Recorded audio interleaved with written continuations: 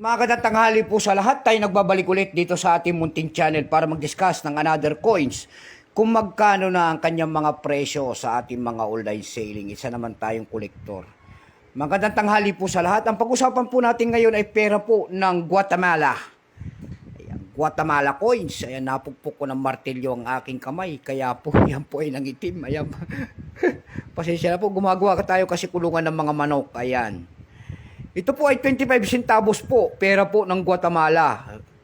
World coins po, baka mayroon kayo niyan, year 1993 po, ayan. Willing tayong bilhin po mga ganyan mga coins, pero yan po ay bultuhan, hindi po kamahalan.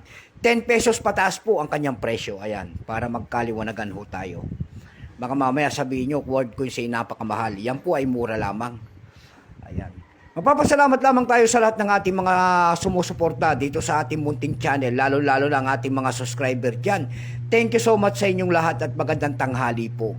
Ayan po ang ating pag-usapang barya, 25 centavos po ng Guatemala world coins, foreign coins.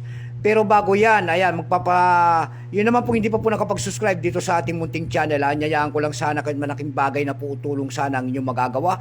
Tulad ng pagpindot ng ating subscribe button, like and share para ma-update ko naman kayo sa mga latest ko pang gagawin mga video po. Ayan ang ating pag-uusapang barya. Tingnan natin ang kanyang presyo sa ating mga online selling pero bago yan kilalanin mo muna natin siya. Issue po nito ay Guatemala po. Period po, Republic 1841 up to date po. Type nito standard circulation coins years 1977 hanggang 2000. Value nito 25 centavos Guatemala. Currency Quetzal 1925 up to date po. Composition niyan ay nickel brass. May bigat lamang itong 8 grams, may habang 27 mm. May kapal po naman itong 1.86 mm. Hugis po bilog, orientation ay coin alignment. Number N-2437, reference number KM-278, Republic of Guatemala. Ito pong year 1993 na ito po ay 13% lamang. Wala pa po may ipakita ng Guatemala kung ilang piraso ang kanilang ginawa sa barya na hawak natin. Pero may presyo po yan, binigyan na po ng ating mga kolektor ng presyo doon sa ating numista.com. Kung tawagin, ayan, yung kanyang verify po ay 34, extra pa ay 34 pesos, almost uncirculated ay 39. Ang circulated po nito ay nagkakahalaga na po ng 80 pesos.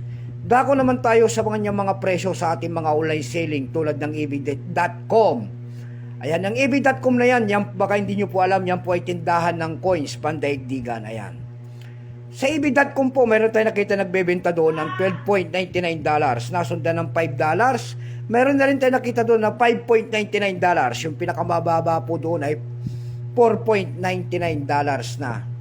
Ayan lamang po ating may babahagi sa carousel po. Walang nagbebenta ng mga ganitong coins. Baka wala pang mahanap. So hanggang dito na lamang po. Magandang hapon po. Magandang tanghali po sa lahat.